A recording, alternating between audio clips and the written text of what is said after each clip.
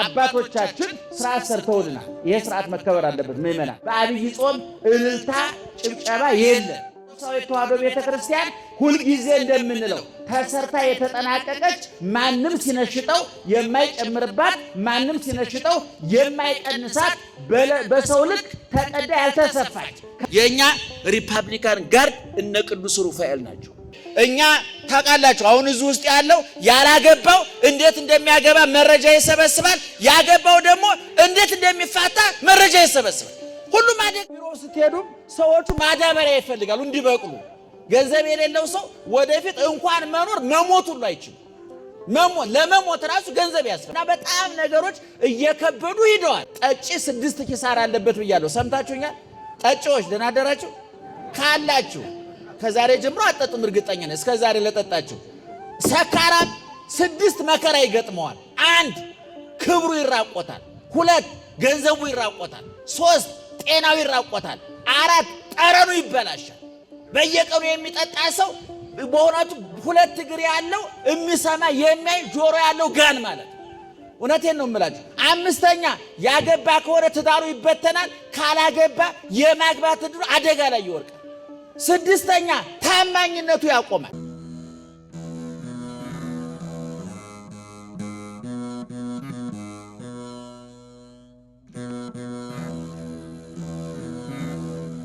በስመ አብ ወወልድ ወመንፈስ ቅዱስ አሐዱ አምላክ አሜን። ክቡር አባታችን የታላቁ ደብር አስተዳዳሪ፣ ካህናት፣ የእግዚአብሔር ቤተሰቦች፣ ምእመናን እግዚአብሔርን ብላችሁ ይቅርታውን ቸርነቱን አምናችሁ ከቅድስት ድንግል እናቱና ከቅዱሳን ባለሟሎቹ የሚገኘውን ጥበቃና ምልጃ ተስፋ አድርጋችሁ በዚህ ቦታ እንድትገኙ እግዚአብሔር እግረ ሥጋችሁን ወደ ቦታው እግረ ልቦናችሁን ወደ ወንጌሉ ያቃናላችሁ ወገኖቻችን በእግዚአብሔር ስም እንዴት አደራችሁ? እንዴት አደራችሁ? እንዴት አረፈዳችሁ? በየጊዜው በየቦታው በየምክንያቱ መስማት በምንችለው ልክ የሚነግረን መኖር በምንችለው መጠን የሚያስተምረን የምስጢርና የጥበብ ባለቤት ትናንት የረዳን ዛሬ እየረዳን ያለ ለዘላለምም እርዳታውን ጥበቃውን መግቦቱን እንደማያቋርጥብን አፋችንን ሞልተን የመሰከርንለት የምንመሰክርለት ልባችንንም ሞልተን ያመነውና የምናምነው የአባቶቻችን አምላክ ልዑለ ባሕርይ እግዚአብሔር እስከዛሬ ስላደረገው በጎ ነገር ወደፊትም ስላዘጋጀልን መልካም ነገር ሁሉ ሕያው ቅዱስና ዘላለማዊ ስሙ ይክበር ይመስገን። ይክበር ይመስገን። ይክበር ይመስገን። እናንተ የምትሰሙት እኛ የምንናገረው አይንሳን አይንሳችሁ፣ ጆሮአችሁን ይክፈት አንደበታችን ይፍታ። በመላ በግምት በይመስለኛል በሳይሆን አይቀርም የግል ሐሳባችንን እንዳናፈስባችሁ ጆሮአችሁን ይጠብቅ አንደበታችንንም ይቆጣጠር እግዚአብሔር። ወደ ትምህርቱ ከመግባቴ በፊት ምእመናን እንደሚታወቀው በኦርቶዶክሳዊት ተዋሕዶ ቤተክርስቲያን ስርዓት መሰረት ይሄ ወቅት አብይ ጾም ወይም ሁዳዴ ወይም ጾመ ኢየሱስ ይባላል። በዚህ ወቅት ቤተክርስቲያኒቱ የሰራችው ስርዓት አለ።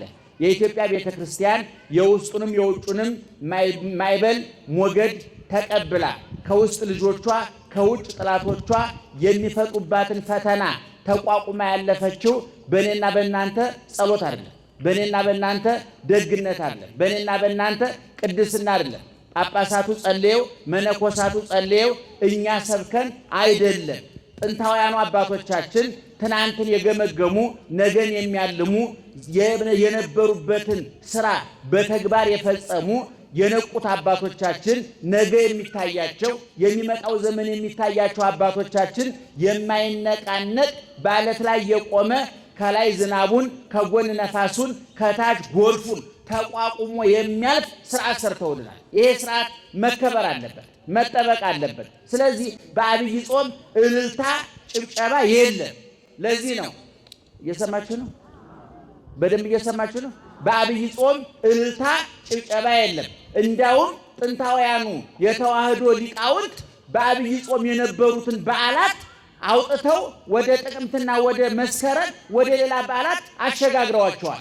ለምሳሌ መጋቢት 27 የነበረውን የመድኃኔዓለም ንግስ ወደ ጥቅምት፣ የመጋቢት መድኃኔዓለምን ወደ ጥቅምት፣ የመጋቢት መስቀልን ወደ መስከረም መስቀል፣ ሌሎችም አበይት በዓላት የመጋቢት 29 ይከበር የነበረውን የጌታችን የጽንሰቱን በዓል ራሱ በመበታተን የአብሳሪውን የተበሳሪውንና የብስራቱን በዓላት ከፋፍለው ላነጋገር፣ ላመሰጣጠር፣ ለስብከት፣ ለማህሌት፣ ለቅዳሴ፣ ለውዳሴ እንዲመች አድርገው አስተካክለውልናል። ክብርና ምስጋና ይግባው ለአምላካችን።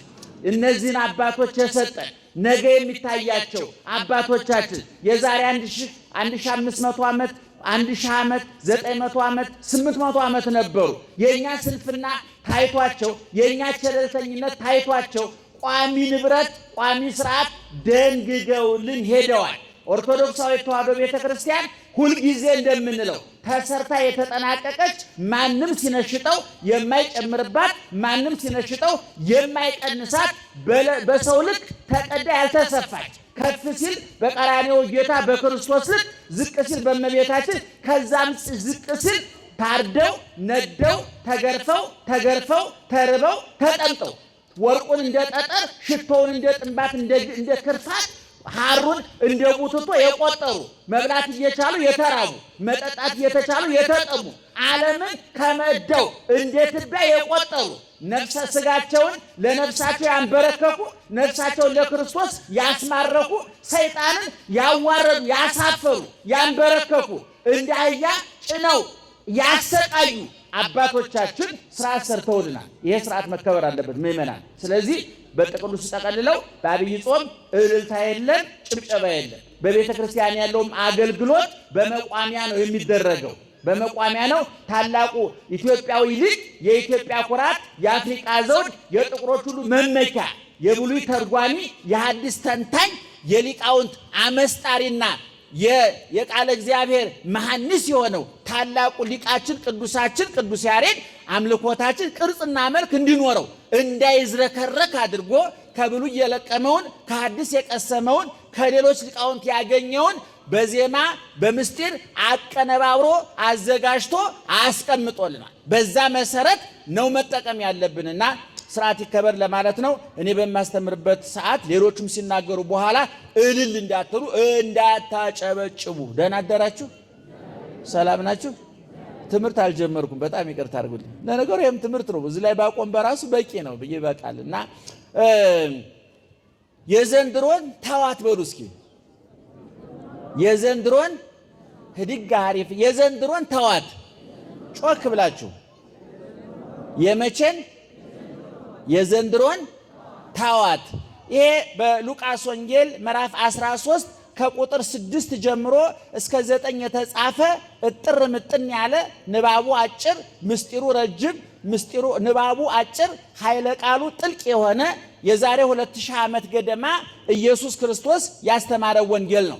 እንደምታውቁት ክርስቶስ ያስተማረው ትምህርት ያደረገው ተአምራት የሰራው በጎ ስራ በአራቱ ወንጌላውያን በማርቆስ በማቴዎስ በማርቆስ በሉቃስ በዮሐንስ ሰፍሮልናል። እነዚህ አራቱ ወንጌላውያን ኢየሱስ ክርስቶስ ካደረገው ብዙ ተአምራት ቆንጥረው ካስተማረው ብዙ ትምህርት ቆንጥረው ከሰራው በጎ ነገር ቆንጥረው እኛ ልንጠቀምበት በምንችለው መጠን ነግረውናል። የክርስቶስ ትምህርት ከአቅም በላይ ሆኖ ያረቀቀ ከአቅም በታችም ሆኖ ያልወደቀ ነው። ከአቅም በላይም ሆኖ የሚያስጨንቅ ከአቅም በታችም ሆኖ የሚናቅ ትምህርት አይደለም። ልብ የሚመታ የሰማውን ሰው ጥያቄ ላይ የሚጥል መቼም ምእመናን የትምህርት መሰረታዊ ዓላማ ጥያቄ መፍጠር ነው። የመንፈሳዊም ትምህርት ሆነ የዓለማዊ ትምህርት ዓላማ ሳይንሳዊ ትምህርትም ሆነ ሃይማኖታዊ ትምህርት ሰዎች መጠየቅ እንዲጀምሩ አይምሯቸው እንዲሰራ የዛጋ አይምሯቸው እንዲወለወል የተኛ አይምሯቸው እንዲነቃ ያንቀላፋ አይምሯቸው እንዲነቃ ማን ነኝ የት ነኝ ምን እየሰራሁ ነው ብለው እንዲጠይቁ ማድረግ ነው። ስለዚህ ትምህርት ሶስት አይነት ለውጥ ማምጣት አለበት። እንደምታውቁ ደህና አደራችሁ። ሶስት አይነት ለውጥ ማምጣት፣ አንደኛ ያስተሳሰብ ለውጥ ማምጣት አለበት፣ ሁለተኛ ያነጋገር ለውጥ ማምጣት አለበት፣ ሶስተኛ ያሰራር ለውጥ ማምጣት አለበት። በሐሌዮ በነቢብ በገቢር ይህን ሶስቱን የለውጥ አይነቶች ያላመጣ ትምህርት ወይ ትምህርቱ ልክ አይደለም፣ ወይ አስተማሪው ለትምህርቱ አይመጥንም፣ ወይ ተማሪው ለትምህርቱ አይመጥንም ማለት ነው።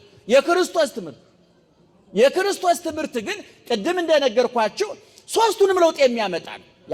አስተሳሰብን ይለውጣል። አስተሳሰቡ የተለወጠ ንግግሩ ይለወጣል። ንግግሩ የተለወጠ ተግባሩ ይለወጣል። እኛ ሀገር እንደምታውቁት ሃይማኖታዊ ትምህርትም ሆነ ሳይንሳዊ ትምህርት ለውጥ ስላላመጣ እንደምታውቁት በፊትም ድሃ ነበር፣ ዛሬም ድሃ ነን። ወደፊትም አቅጣጫውን ስናየው በድህነት ምን ቀጥል ነው የምንመስለው። አዝማሚያው ይታወቃል። እና ትምህርቱ ለውጥ ማምጣት አለበት። የማን ትምህርት? የጌታ ትምህርት፣ የሐዋርያት የሊቃውንት ትምህርት። ዮሐንስ መጥምቅም አስተምሮ አጭር ትምህርት ነው ያስተማረው፣ ትንሽ ትምህርት ነው ያስተማረው። ያቺ ትንሿ ትምህርት ግን ሰዎች ጭንቅላት ውስጥ ገብታ አስተሳሰባቸውን ለውጣ ምን እናድርግ፣ ምን እንስራ ብለዋል። ኋላም ቅዱስ ጴጥሮስ በጣም አጭር ትምህርት አስተምሮ አንድ ጊዜ 3000 አንድ ጊዜ 5000 ሕዝብ ቀይሯል፣ ለውጧል። እኛ 3 ሰዓት አስተምረን አንድ ሰው አንቀይርም። እሱ 5 ደቂቃ አስተምሮ 5000 ሰው ይለውጥ። እና የክርስቶስ ትምህርት ቅድም እንዳነገርኳችሁ በሁለት መንገድ የተዘጋጀ ነው። አንደኛው በምሳሌ የተዘጋጀ ነው። ምሳሌያዊ ትምህርት ነው።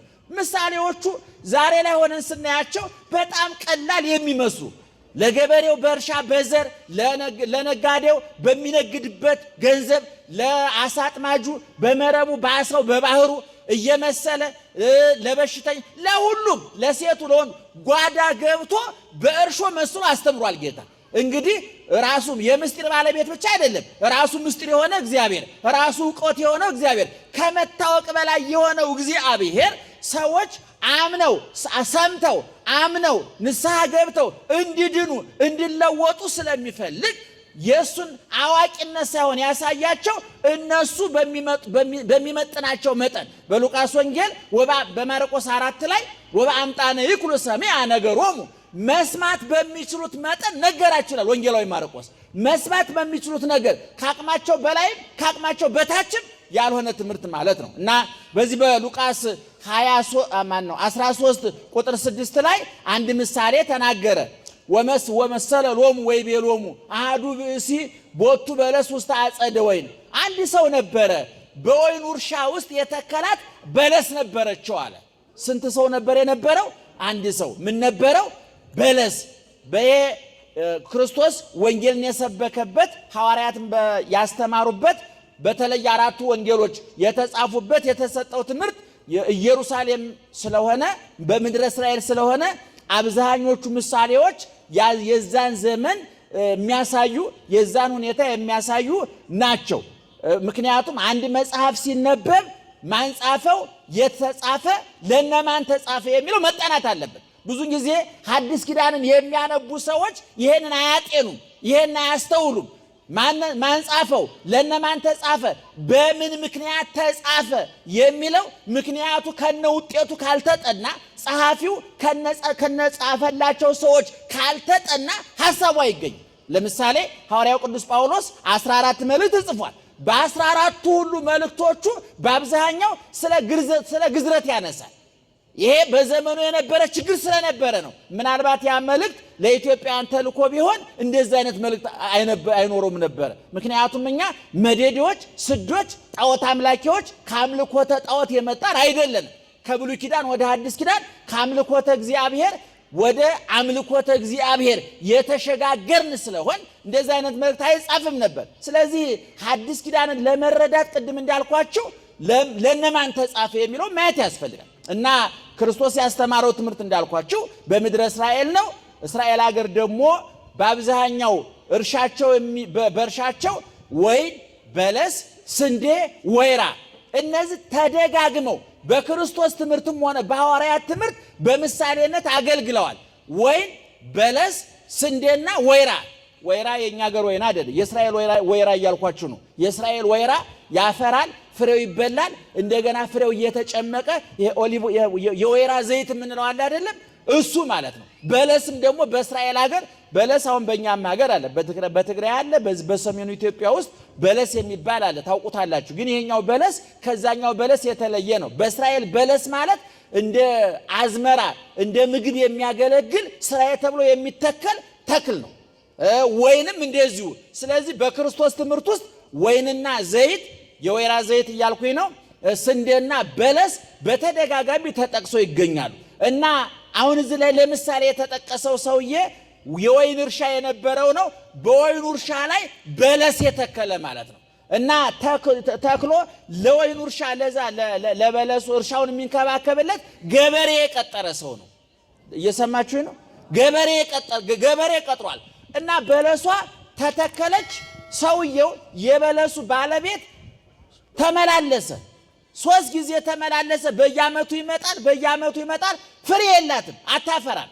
አንድ ተክል የሚተከለው በቅሎ ፍሬ እንዲሰጥ ነው። እና የሰውዬ አየና አንድ ቀን ለቀጠረው ገበሬ ለዛ አቃቤ ወይን ለወይኑ ለአትክልተኛው ማለት ነው። ምናልባት ትንሽ ሀብት አለን ብላችሁ የምታምኑ ሰዎች ለግቢያችሁ አትክልተኛ ትቀጥራላችሁና እንደዛ ማለት ነው። እና ክርስቶስ ያ ሰውዬ አትክልተኛውን እንዲህ አለው፣ ይቺ በለስ አየዋት በየዓመቱ እኔ 3 ጊዜ መጣሁ ፍሬ ለመውሰድ፣ ነገር ግን አላፈራችም። ስለዚህ አለ ያ ባለቤቱ ማለት ነው አትክልተኛውን፣ ንቀልና ጣላት፣ ከመኢታጽ ምድረነ መሬቱን ታጎሰቁለዋለች። እሷን ነቅለን ሌላ ፍሬ ሊሰጥ የሚችል እህል አትክልት እንተክልበታለንና ነቅለህ ጣላት አለው። ማን ነው እንዲህ ያለው? ማንን?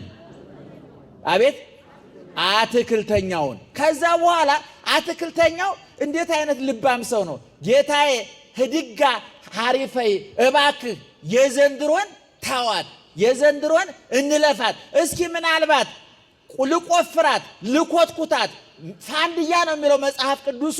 እንግዲህ በእኛ ዘመን ደግሞ ማዳበሪያ መጥቷል። በጣም የሚገርማችሁ ነገር ግን ሳይንስ ያመጣቸው ነገሮች እግዚአብሔር ከፈጠራቸው ነገሮች ጋር ሲመጣጠኑ እዚህ ግባ የሚባሉ አይደለም። ለምሳሌ ሳይንስ አምፖል አመጣ፣ እግዚአብሔር ከዋክብትን ፈጠረ። ዛሬ በየቤታቸው ስንት ጊዜ አምፖል ተቃጠለባቸው። እንደው አሁንማ ቶሎ እንድንገዛ ነው መሰለኝ ቶሎ የሚቃጠል አምፖል ነው የሚሰሩት። እግዚአብሔር የፈጠረው ፀሐይ ይሄው ዓለም ከተፈጠረ ጨምሮ እስካሁን ያበራል፣ ተቃጥሎ ያውቅም። ጨረቃ ተቃጥሎ ያውቅም። ከዋክብት ተቃጥሎ ያውቁም። እግዚአብሔር የፈጠረው ውሃ በደስካ እስካሁን ይጠጣል።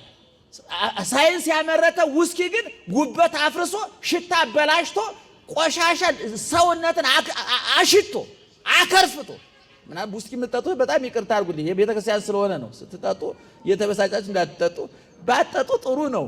እኔ ከዚህ በፊት ተናግሬያለሁ። ጠጪ 6 ኪሳራ አለበት ብያለሁ። ሰምታችሁኛል? ጠጪዎች ደህና አደራችሁ ካላችሁ ከዛሬ ጀምሮ አትጠጡም። እርግጠኛ ነኝ እስከ ዛሬ ለጠጣችሁ። ሰካራም 6 መከራ ይገጥመዋል። 1 ክብሩ ይራቆታል። 2 ገንዘቡ ይራቆታል። 3 ጤናው ይራቆታል። 4 ጠረኑ ይበላሻል። በየቀኑ የሚጠጣ ሰው በእውነቱ 2 እግር ያለው የሚሰማ የሚያይ ጆሮ ያለው ጋን ማለት ነው። እውነቴን ነው የምላችሁ። 5ኛ ያገባ ከሆነ ትዳሩ ይበተናል። ካላገባ የማግባት ዕድሉ አደጋ ላይ ይወርቃል። 6ኛ ታማኝነቱ ያቆማል። ከዚህ በፊት ተናግሬዋለሁ በሌላ መድረክ ላይ።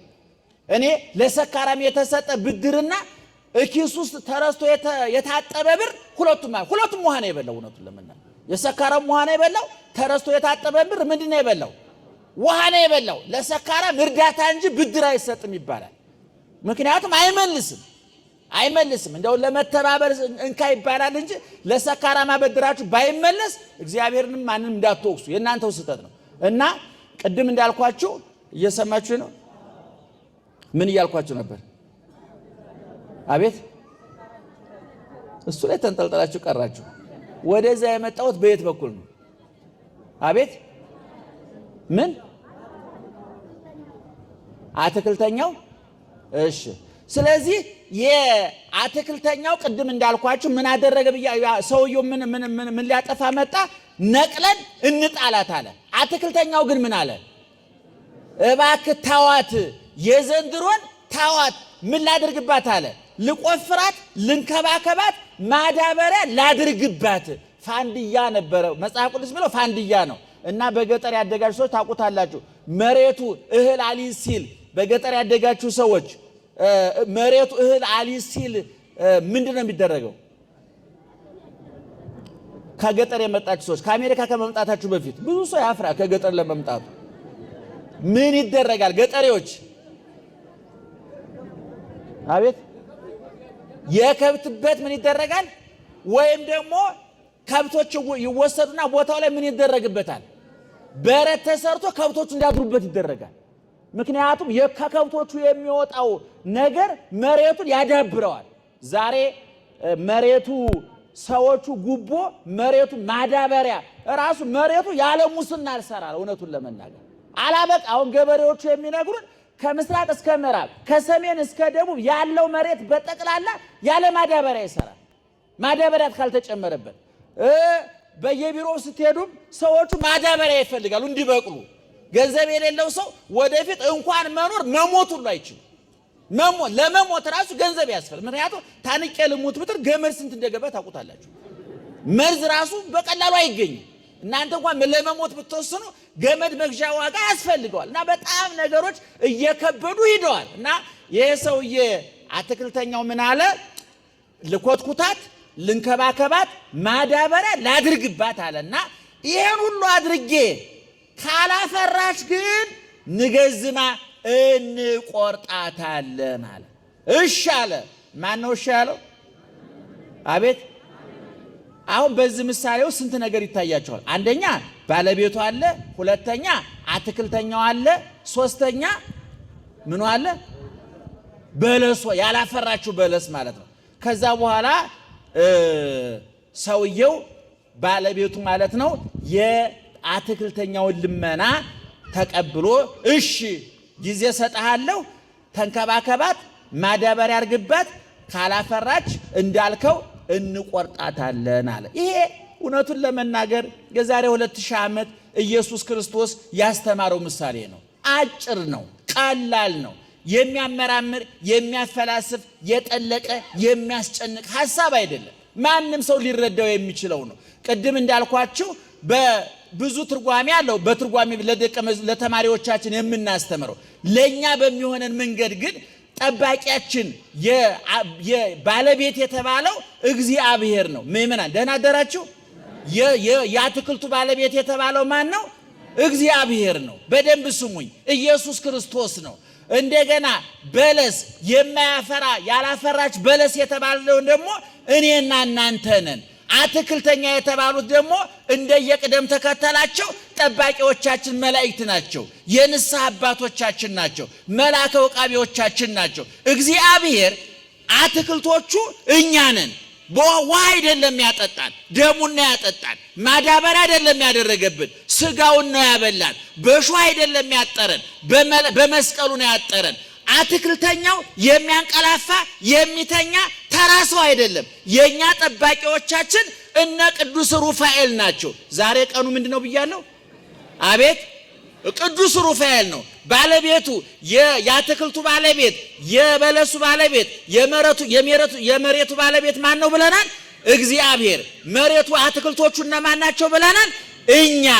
አትክልተኞቹስ እኛን ለመንከባከብ የተመደቡ እነማን ናቸው ሲባል መላእክት ናቸው። ይሄንን በመጽሐፍ ቅዱስ ላሳያችሁ እችላለሁ። በመዝሙረ ዳዊት 91 በሉት እስኪ ምን አልኩኝ? በመዝሙረ ዳዊት 91 ቁጥር 9 ጀምሮ ስታነቡ እንዲህ የሚል ቃል ታገኛላችሁ። እይቀርብ እኩይ ሀቤከ ክፉ በሉ ጮክ ብላችሁ ወደ አንተ አይቀርብም። ምን ወደ ማን? ወደ እኔ በሉ እስኪ። ወደኛ አይቀርብም። ምንድነው የማይቀርበው? ወደ ማን አይቀርብም? ወይበው መቅሰፍት ቤተከ መቅሰፍት ወደ ቤትህ አይገባም። ምን አይገባም? ወዴት? ወደ እኛ ቤት፣ ወደ አንቺ ቤት፣ ወደ አንተ ቤት፣ ወደ እኔ ቤት ምን አይገባም? መቅሰፍት አይገባም። ክፉ ወደኛ አይቀርብም። መቅሰፍት ወደ ቤታችን አይገባም። ምክንያት እስመ ለመላእክቲሁ ይእዝዝዎሙ በእንቲአከ መላእክቱን ስላንተ ምን ያደርግላቸዋል? ያዛቸዋልና። ቅድም ነግሬያቸዋለሁ። የእርሻው ባለቤት ማን ነው? እርሻዎቹ እነማን ናቸው? አትክልተኛው ማን ነው? ቅዱስ ሚካኤል፣ ቅዱስ ሩፋኤል፣ ቅዱስ ገብርኤል። የማይተኙ የማያርፉ የማያንቀላፉ ትርፍ ኪሳራ፣ ጤንነት፣ በሽታ፣ ሹመት፣ ሽረት፣ ማግባት፣ መፍታት፣ መታመም፣ መሞት እኛ ያለብን ስጋዊ ዝክንትል፣ ዓለማዊ ጣጣ፣ የተፈጥሮ ግዴታ፣ አዳማዊ ግብ፣ ሔዋናዊ ጠባይ የሌለባቸው የ24 ሰዓት ስራቸው እኔና እናንተን መጠበቅ የሆነ ረፍቶሙ አኮቴቶሙ አኮቴቶሙ ረፍቶሙ ረፍታቸው ምስጋናቸው ረፍታቸው የዓመት ፈቃድ የማይወስዱ ረሃበን እንብላ ጠማን እንጠጣ የማይሉ በረደን እንልበስ ቆሸሽ እንታጠብ የማይሉ አግብተው የማይፈቱ ፈተው የማያገቡ እኛ ታውቃላችሁ አሁን እዚህ ውስጥ ያለው ያላገባው እንዴት እንደሚያገባ መረጃ ይሰበስባል ያገባው ደግሞ እንዴት እንደሚፋታ መረጃ ይሰበስባል ሁሉም አደጋ ላይ ነው መምራ ደህና አደራችሁ ሁሉም አደጋ ላይ ነው ያገባው ምጭንቅ ላይ ነው ያላገባው ምጭንቅ ላይ ነው ያላገባው እንዴት እንደሚያገባ የገባው እንዴት እንደሚወጣ መረጃ ስብሰባ ላይ ነው መላእክት ይሄ ጣጣ ያለባቸው 24 ሰዓት እኛን መጠበቅ ነው ስራቸው ምእመናን ቀድም እንዳልኩት ክፉ ወደ አንተ አይቀርብም መቅሰፍት ወደ ቤት አይገባም ማለት ቅዱስ ዳዊት ምክንያት እስመ ለመላእክቱ ይእዝዞሙ በእንቲአከ መላእክቱን ስላንተ ምን ያደርጋቸዋል ያዛቸዋል ከመይቀቡከ ወበእዴሆሙ ያነስኡከ በእጆቻቸው ምን ያደርጓል ያነሱሃል ከመይቀቡከ በኩሉ ፍናዊከ በመንገድ ሁሉ ምን ያደርጓል ይጠብቁሃል ከመይትት አቀፍ በእብን እግርህ በእንቅፋት እንዳትሰናከል ይጠብቁሃል አንድ እግራችን በእንቅፋት እንዳይሰናከል በመንገዳችን ሁሉ ይጠብቁናል በእጆቻቸው ያነሱናል መላእክቱን ስለኛ ምን ያደርጋቸዋል ያዛቸዋል ስለዚህ ክፉ ወደኛ አይቀርብም መቅሰፍት ወደ ቤታችን ምን አይሆንም አይገባም ስለዚህ እረኛችን የኛ ባለቤት የኛ ጌታ እግዚአብሔር ማንና አትክልተኛ አሰማርቶልና ማለት በዚህ ምንባብ መሰረት ጮክ ብላችሁ ንገሩ አቤት መላእክትን አሰማርቶልናል በማቴዎስ ወንጌል ምዕራፍ 18 ቁጥር 10 ላይም እንዲሁ ተጽፏል ወቁ ይታስተሐቅርዎሙ ለአሐዱ እምሉ ንዑሳን ከነዚህ ከታናናሾቹ አንዱን እንኳን እንዳትንቁ ተጠንቀቁ ከነማን ከታናናሾቹ የምን ታናናሾች ከኛ በሀብት ያነሱ በመልክ ያነሱ በስልጣን ያነሱ በእውቀት ያነሱ ቦታ የማንሰጣቸው አስበን ሰርግ የማንጠራቸው ለቅሶ ቀሩ ብለን የማናማቸው ያገለልናቸው ጤና የከዳቸው ገንዘብ የከዳቸው ዘመድ የከዳቸው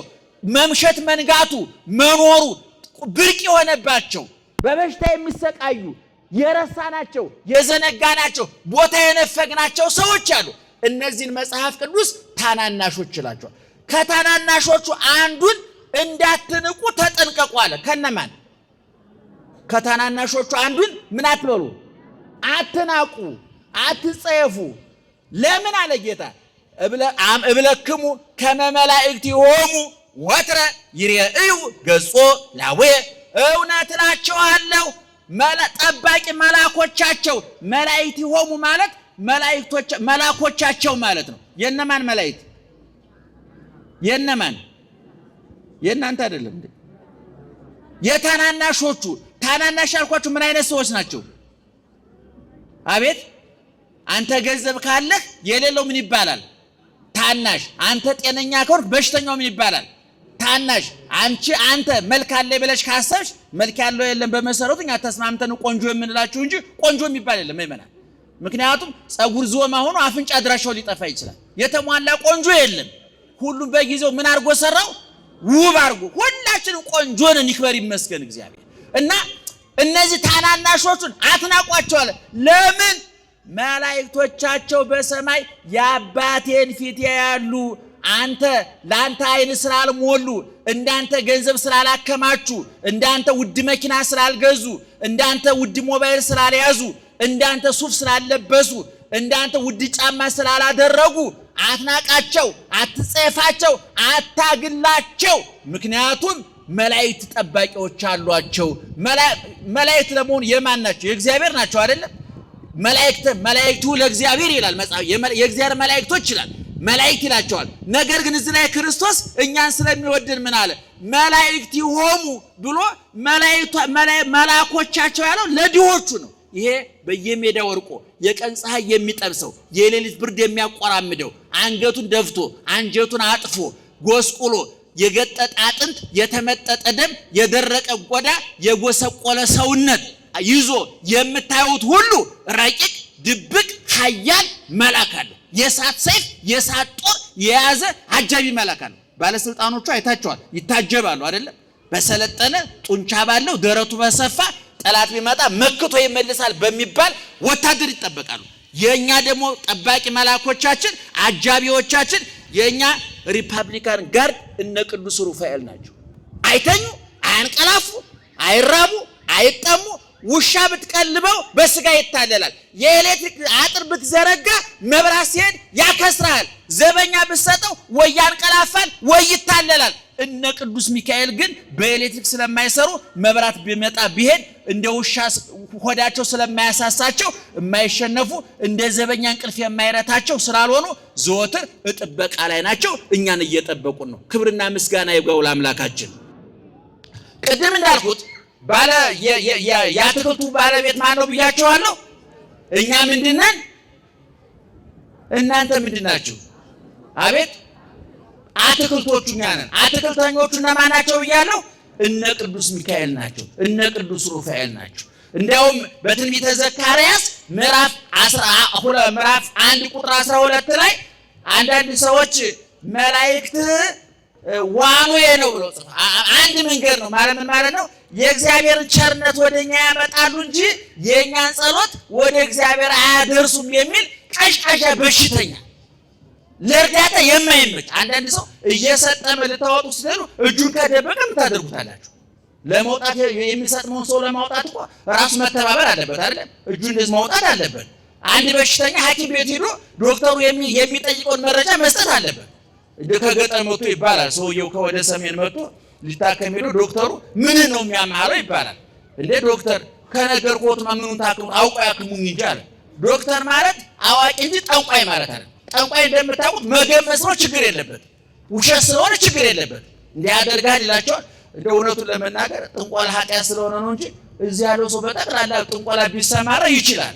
ምክንያቱም መዋሸት የሚያቅተው የለም፣ መገመት የሚያቅተው የለም። እና ሰውየው ዶክተሩ ታዲያ የለም ማትናገር ከሆነ አንተ መታከም ያለብህ እንስሳት ሐኪም ቤት ስለሆነ ወደዛ ሄድ። ሳይናገሩ የሚታከሙ እነማን ናቸው? ከብቶች ናቸው። አንተ ከብት ነህ ተናገር። እና ስለዚህ ቅድም እንዳልኳችሁ እኛ ጠባቂ መላእክት የኛ ጠባቂዎች መላእክት እነማን ጠባቂዎቻችን እነማን ናቸው? እነ ቅዱስ ሚካኤል። እና እዛ ትንቢተ ዘካርያስ ምዕራፍ 1 ቁጥር 12 ላይ ምን ይላል? መልአኩ ወደ እግዚአብሔር ባጭሩ መልአኩ ለእግዚአብሔር እስራኤል ተማርከው በመከራ ውስጥ ነው ያሉት፣ በስቃይ ውስጥ ነው ያሉት። ይረገጣሉ፣ ይገዛሉ፣ ያለቅሳሉ፣ ያነባሉ። በቅኝ ግዛት በመከራ ውስጥ ነው ያሉት። እና አንድ ቀን መልአኩ ወደ እግዚአብሔር አመለከተ። ጌታ ሆይ እነዚህን ሰዎች እስከ መቼ ነው ይቅር የማትላቸው ብሎ አመለከተ። አመልካቹ ማን ነው ንገሩኝ? መልአኩ ወደ ማን? ወደ እግዚአብሔር። አሁን ይሄ ወደ ላይ ለማን የተናገረው ብያቸዋለሁ? ወደ እግዚአብሔር። አሁን እግዚአብሔር ምን አለው? መልሱ በመልካምና በሚያጽናና ቃል መለሰለት ይላል። በመልካምና በሚያጽናና ቃል መለሰለት ማለት ጥያቄውን ተቀበለው አልተቀበለው? አቤት ተቀብሎታል። ከዚያ በኋላ መልአኩ ለነብዩ ምን አለው? እግዚአብሔር ይቅራቸዋለሁ ብሏልና ሂድና ለኢየሩሳሌም ነፃነትን፣ ምህረትን፣ ይቅርታን ስበክ አለው። አያቸው መልአኩ ወደ እግዚአብሔር ልመናችንን ያቀርባል። ከእግዚአብሔር ደግሞ ችሮታው ቸርነቱን ይዞ ይመጣል። በሐዋርያት ሥራ ምዕራፍ 10 ላይ ስትመለከቱ መልአኩ መጥቶ አንተ ቆርኔሌዎስ ጾምህ፣ ጸሎትህ፣ ምጽዋትህ በእግዚአብሔር ዘንድ ተሰምቶልሃልና ደስ ይበልህ፣ ጴጥሮስን አስጠርተህ ተጠመቅ። ጸሎትህ ጥሩ ነው፣ ምጽዋትህ ጥሩ ነው፣ ደግነትህ ጥሩ ነው። ነገር ግን በጥምቀት መታተም አለበትና ከሥላሴ መወለድ የመንግሥተ ሰማያት ዜጋ መሆን አለብህ። ስለዚህ ይህን የሚያደርግ ጴጥሮስ ነው። መልአኩ መጥቶ ነግሮታል። መላእክት በየቦታው ተገኝተዋል። ክርስቶስ ሲጸነስ ለእመቤታችን ያበሰራት መልአክ ነው። እመቤታችን ስትወልድ በበረት ወግብተ መጹ ብዙኃን ሀራ ሰማይ በሉቃስ ወንጌል ምዕራፍ 2 ቁጥር 10 ላይ እንደምትመለከቱት ብዙ የሰማይ መላእክት መጥተው በረቱን አጥለቀለቁት ይላል። ክርስቶስ በቆሮንቶስ ምድረ በዳ ሲጾም ሲጸልይ በጸለየበት ጊዜ ወመጹ መላእክት ይትለአክዎ ሊያገለግሉት መጡ ይላል። በሚሰቀልበት ጊዜ ቀራንዮ በመስቀሉ ዙሪያ እንደ ሻሽ ተነጥፈው እንደ ቅጠል ረግፈው እንደ ግንድ ተረብረው ዙሪያውን አጥረውት ነበር። ቀራንዮ በሚቀበርበት ጊዜ በመቃብሩ ቦታ መላእክት ነበሩ ይላል። ሲያርግም በሐዋርያት ሥራ ምዕራፍ 1 ቁጥር 8 ላይ ስትመለከቱ በመላእክት ታጅቦ ነው ያደረገው። አሁን ነገ ደብረ ዘይት እናከብራለን። በኋላ መልሶ ሲመጣ ታጅቦ የሚመጣው በማን ነው? በመላእክት ነው። ስለዚህ በሰው ልጅ ከተፈጠርንበት ጊዜ ጀምሮ እስካሁን ድረስ ካሁንም በኋላ እስከ ዕለተ ምጽአት ድረስ የመላእክት ጥበቃ አይለየንም። የማያርፉ የማያንቀላፉ የማይሰለቹ ጠባቂ መላእክትን የሰጠን እግዚአብሔር ክብርና ምስጋና ይግባው። እንግዲህ ምእመናን ያቺ በለስ ፍሬ ማፍራት አልቻለችም። በለሷ እነማንን ብያለሁኝ? እኔና እናንተ ነን። ብዙ ፍሬ አልባዎች ነን።